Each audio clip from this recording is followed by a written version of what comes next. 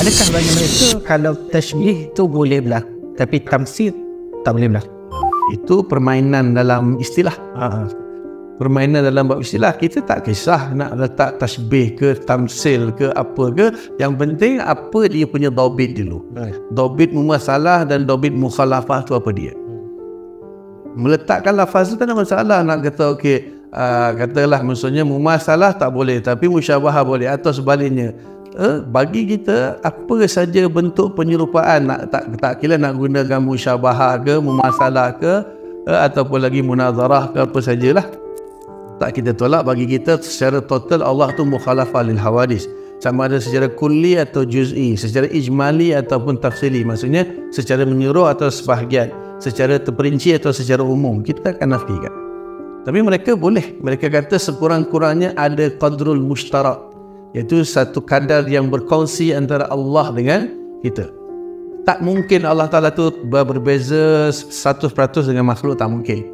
Dia kata Allah wujud, kita wujud, so sama kata dia. Jadi tu kita tak nampak apa kaedah dia dalam mengukur mumasalah dan mukhalafah. Maksudnya sekadar wujud saja dah boleh jadi penyerupaan. Kita kata sebenarnya apa kau punya kaedah? Sebab bagi kita wujud itu bukan amrul wujudi. Ini kalau kita bahas bab ini nanti lagi pening lah, wow.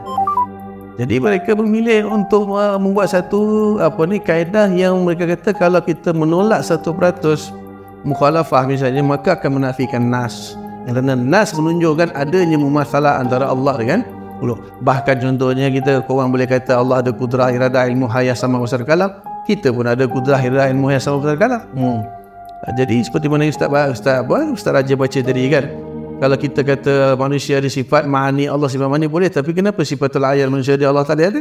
Pembezanya dia kata, bagi kita sesifat satu benda yang bila kaif, tidak ada satu kaifiat, dan tidak mungkin kita boleh membayangkan penyerupaan tashbih antara Allah dengan makhluk dengan sifat tersebut, kerana sifat itu sendiri pun kita tak faham macam mana. Ilmu kita dengan Allah pun tak sama, walaupun lafaz hanya sama pada lafaz sahaja. Itu macam mana pula kalau kita nak nisbahkan tangan, kaki, wajah, itu merupakan juzuk, a'yan, anggota bagi Allah. Itu tak seolah-olah menganggap Allah itu sebagai jisim dan berhala. Itu antara kaedah-kaedah yang kita tak sepakat dengan mereka lah.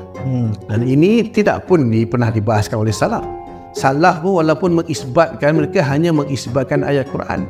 Mereka tidak menafikan Ar-Rahman wal Istawa, mereka tak nafikan Yadullah fawqana, bahkan kita pun tak nafi. Tapi yang kita nafikan, bila kamu mengisbatkan Ar-Rahman wal Istawa, maknanya Allah duduk bersemayam atas arasy, itu yang kita nafikan. Yadullah fawqa aydihim, misalnya kita nafikan yang tangan ni adalah anggota, jisim, a'yan, itu kita nafi. Tapi kalau sifat tangan, kalau nak dinisbahkan juga kepada Allah, kita terima. Sebab Imam Abu Hanifah dalam kitab Fiqhul Akbar dia mengatakan walahu yadun bila kaif ya sifatun lahu, tangan tu dianggap sebagai sifat. Dan pada ukuran ilmu balaghah, kalau kita menganggap iyat sebagai sifat, itu sudah majas.